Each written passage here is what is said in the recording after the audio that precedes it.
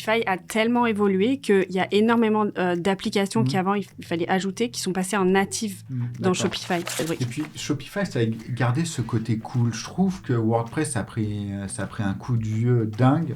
Tu vas avoir un vélo de ville, c'est bien, mais peut-être que tu as besoin d'un vélo de course aussi pour avancer un peu plus vite. J'ai vraiment baigné dans ces solutions de livraison de dernier kilomètre, et ça aussi c'est le nerf de la guerre. Tu as carrément une certification chez Shopify pour apprendre en fait à le faire. Enfin, moi je réponds le dimanche pendant mes repas de famille et ça transforme. Et les gens apprécient, derrière ils te mettent des bons commentaires et tout. Comment lancer une boutique Shopify lorsqu'on n'y connaît rien?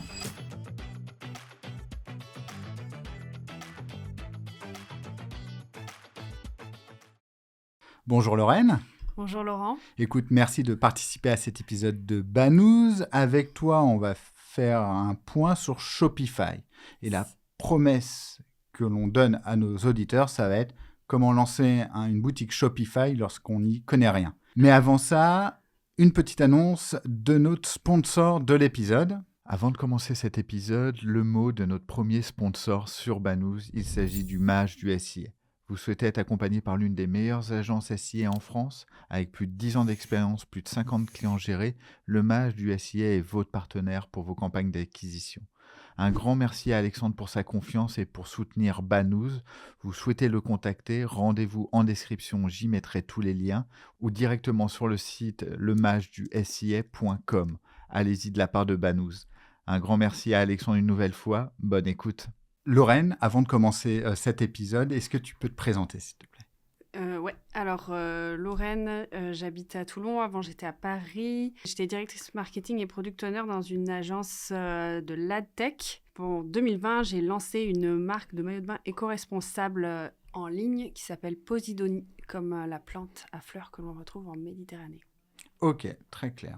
Naturellement, quand je t'ai contacté, je t'ai parlé de Shopify parce que moi, lorsqu'on me parle de boutique en ligne, ça se fait forcément sur Shopify ou est-ce que je peux aller chez WooCommerce, Wix, Magento, etc. Bah, tu as le choix, tu peux faire Wix, WordPress, Squarespace, Shopify. Après, moi, je suis allée naturellement sur Shopify parce que c'est vrai qu'ils te mettent facilement le pied à l'étrier pour apprendre à faire ta propre boutique, même si c'est toujours mieux d'être accompagné dans un premier temps pour éviter des erreurs. D'accord. Mais alors, et en plus, pour avoir fait des tests, moi, essayer de créer des boutiques sur Shopify, même sur Shopify, la solution native, elle est hyper accessible. Enfin, c'est finalement en 2 clics qu'on peut monter sa boutique. Elle est accessible, mais après, elle s'est complexifiée parce que tu as quand même pas mal de notions marketing qui ont été rajoutées. Et pour ceux qui n'y connaissent rien, forcément, ils vont pas les mettre. Donc, du coup, effectivement, tu vas avoir un vélo de ville, c'est bien, mais peut-être que tu as besoin d'un vélo de course aussi pour avancer un peu plus vite. Donc, oui, c'est bien dans un premier temps. Mais après, soit tu as le temps de te former, et c'est ça qui est bien chez Shopify, c'est que tu as la Shopify Academy. Soit, du coup, tu te fais accompagner et tu mets un petit peu de budget là-dessus, quitte à déprioriser du budget sur autre chose. Ce qui est tout le rôle de l'entrepreneur, à savoir où est-ce que tu places tes coûts. Exactement. Pour continuer, alors on va essayer d'être hyper pédagogue, faire étape par étape. Justement, je veux vendre des vélos sur le net, je veux créer une boutique Shopify. Comment je dois m'y prendre en fait? C'est quoi les 5 ou 10 étapes importantes comme tu veux? Avoir une boutique en ligne, c'est bien, mais d'abord, il faut quand même commencer par le commencement, c'est-à-dire quel est ton produit, ton positionnement, ton business plan, savoir où toi tu t'en vas avant de créer ta structure. En fait, c'est comme dire, tiens, je vais essayer de savoir comment est-ce que j'achète un magasin ou je loue un magasin alors que tu sais pas ce que tu vas mettre dedans, tu vois. Donc déjà, tu commences par vraiment ton produit et créer ton offre. Et ensuite, justement, grâce à cette offre, tu vas pouvoir savoir comment est-ce que tu crées ton arborescence sur ton site et comment est-ce que tu amènes ton client sur ton site et quel est le parcours client que tu vas offrir sur ton site. Mais vraiment, l'offre et ton positionnement vont avoir un vrai impact sur ton parcours client.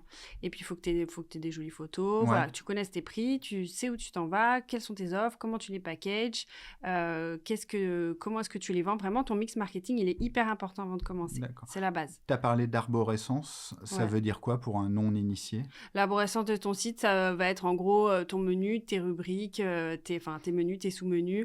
Comment est-ce que tu veux que ton client navigue dans ton site? Parce que si tu si tu offres 3 produits, ça va, c'est facile.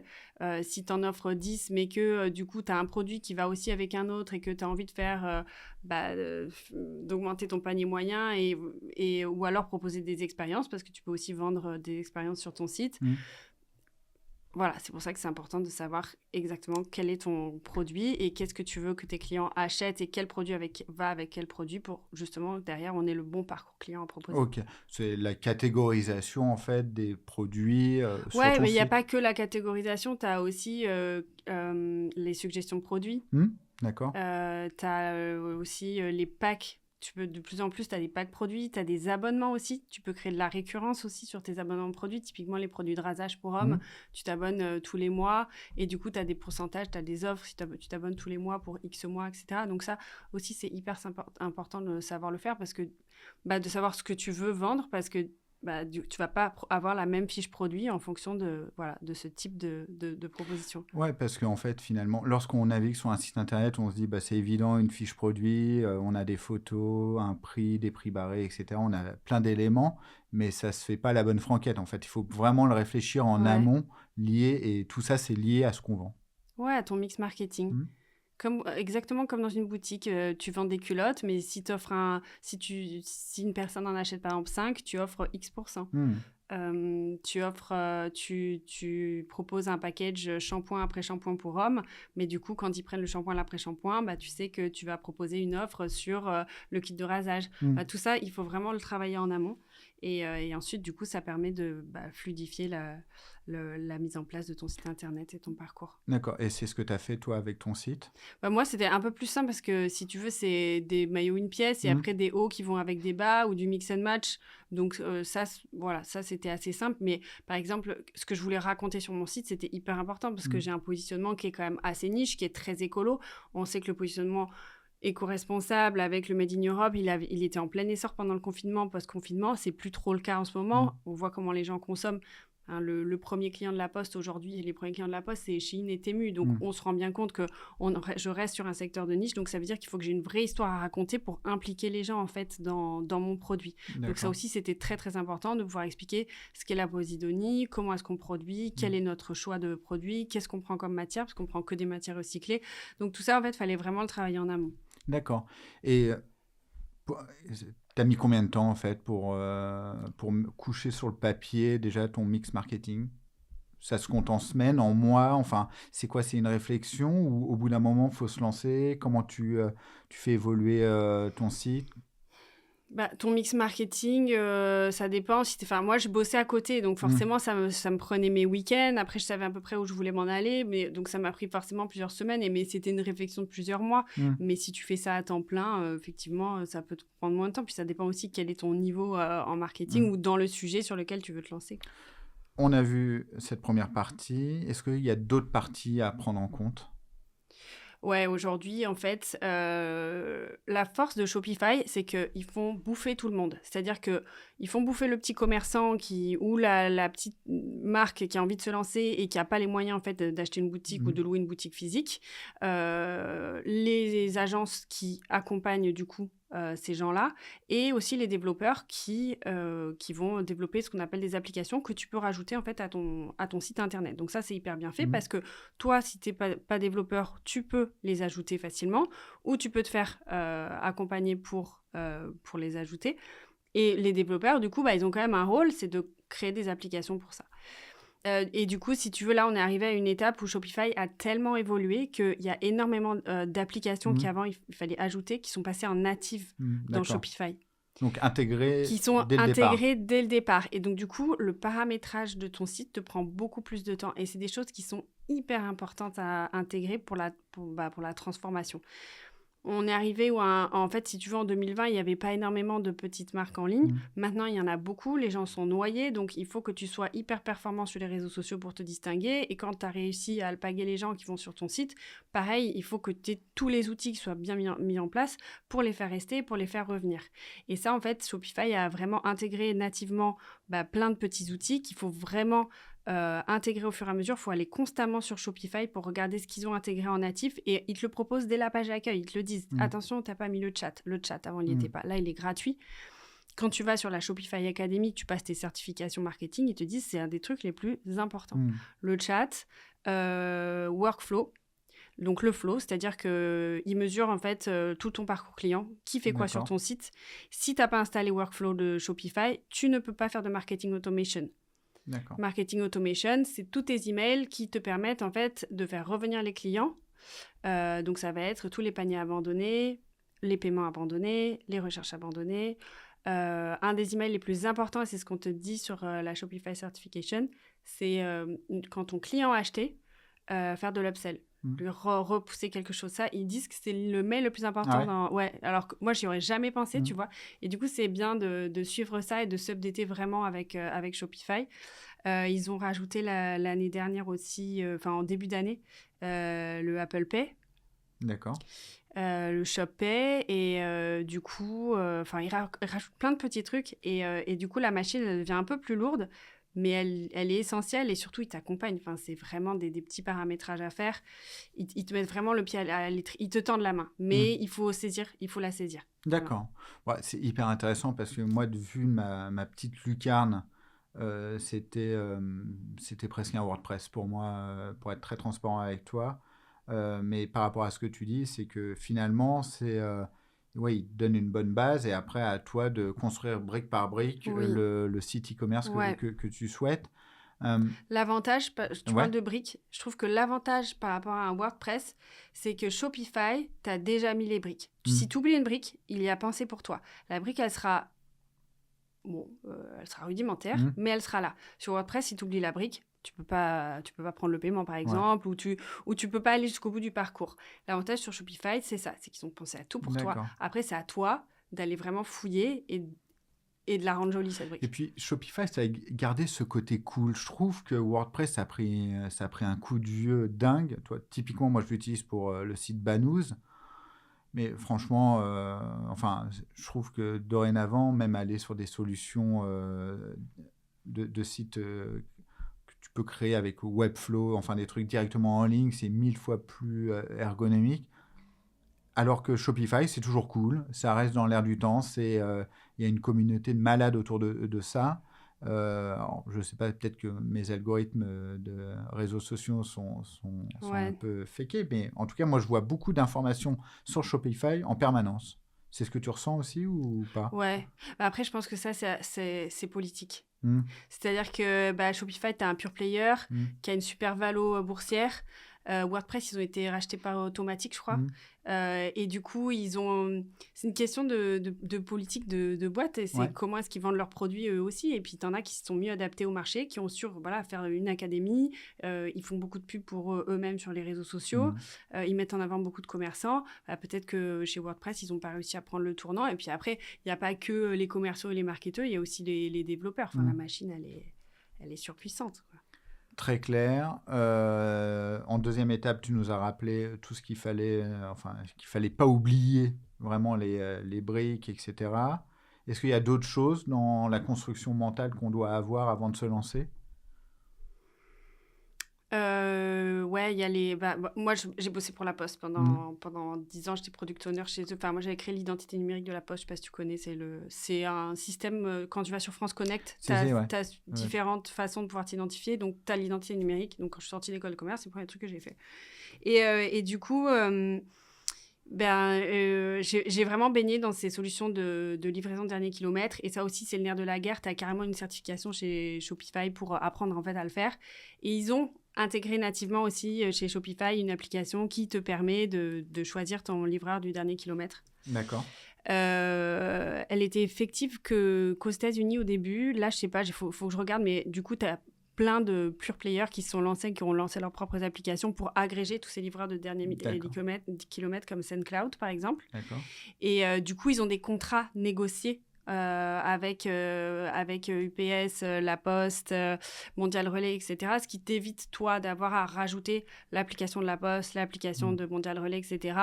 Et ça, c'est très, très important d'avoir un parcours avec le moins de friction, une livraison qui soit hyper fluide et plusieurs moyens de livraison qui soient proposés en point de collecte, en boîte aux lettres, avec signature, sans signature. Moi, je fais jamais sans signature maintenant parce que les vols en boîte aux lettres, Ouais.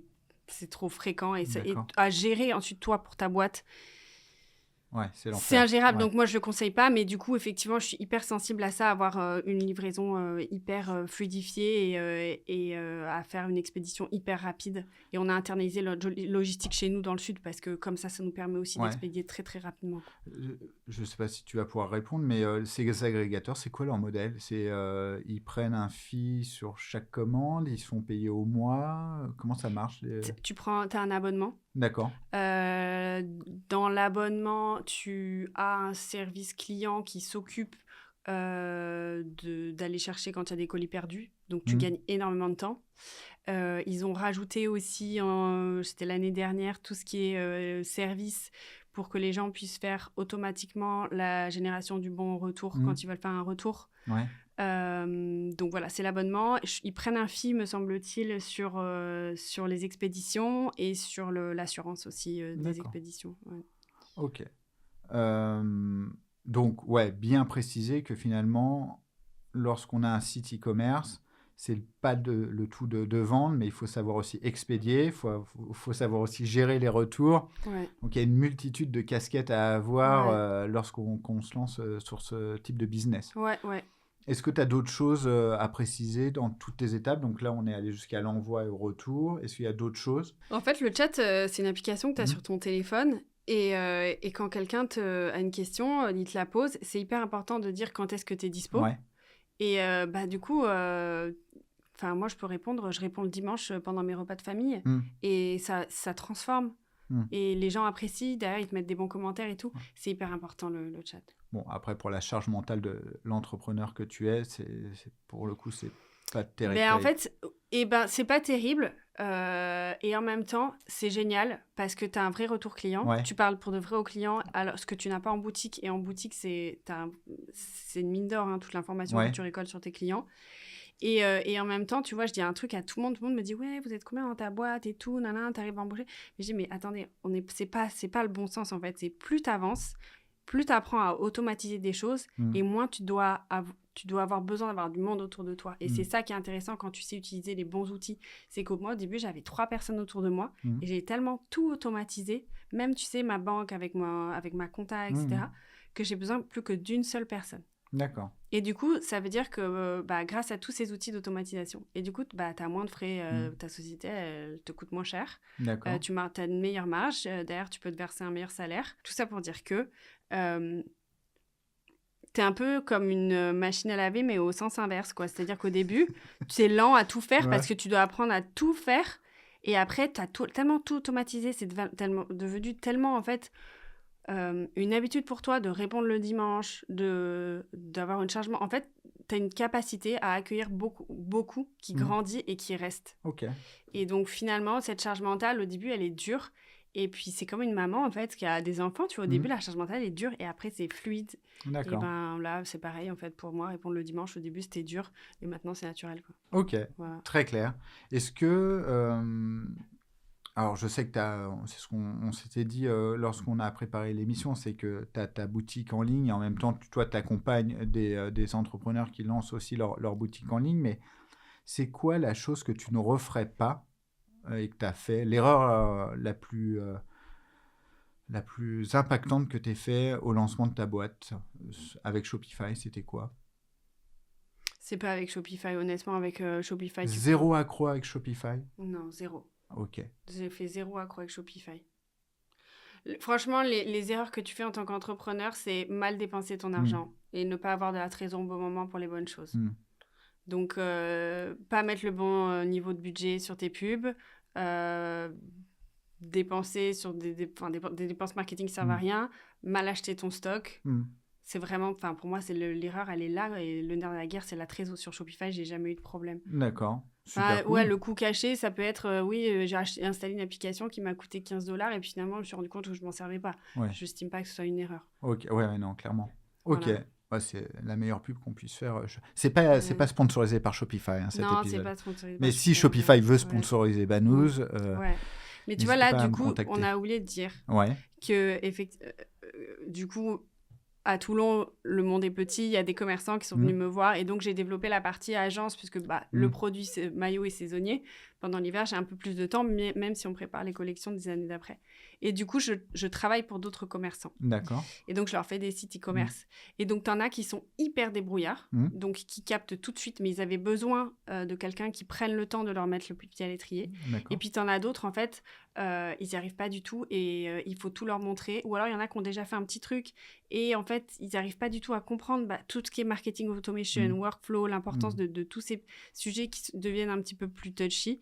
Et ça, c'est hyper intéressant. C'est que du coup, ce qu'on propose, c'est qu'on n'est pas non plus une grosse agence avec des prix faramineux, mais vraiment l'accompagnement qui permet ensuite à chacun de pouvoir gérer en autonomie. Et c'est ce que permet Shopify. Bon, tu sais quoi, je suis sûr que tu vas avoir des clients parce que j'ai plusieurs invités sur Banous qui m'ont dit, une fois que je suis passé sur Banous, j'ai eu un tel qui m'a appelé, etc. Donc, voilà. Je touche du bois pour toi, mais je suis persuadé que des gens vont te contacter. C'est quoi le nom de ton agence ? Donc, le nom du site, c'est créer-site-e-commerce.fr. Ok. Sinon, vous me contactez sur LinkedIn. Ok. Bon, écoute, j'espère que des gens le feront. Ouais. Donc, 0 tuile avec Shopify au lancement. Non. Si tu avais néanmoins un conseil à donner pour une personne qui souhaite se lancer sur Shopify, c'est quoi ?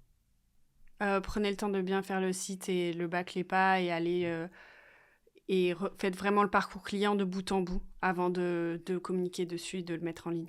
Ouais, donc ce que tu dis, c'est ou alors demandez à votre grand-mère si vous avez la chance d'en avoir une, ou votre mère, ou quelqu'un, n'importe qui n'est pas trop digital, de faire un achat sur son site pour bien voir toutes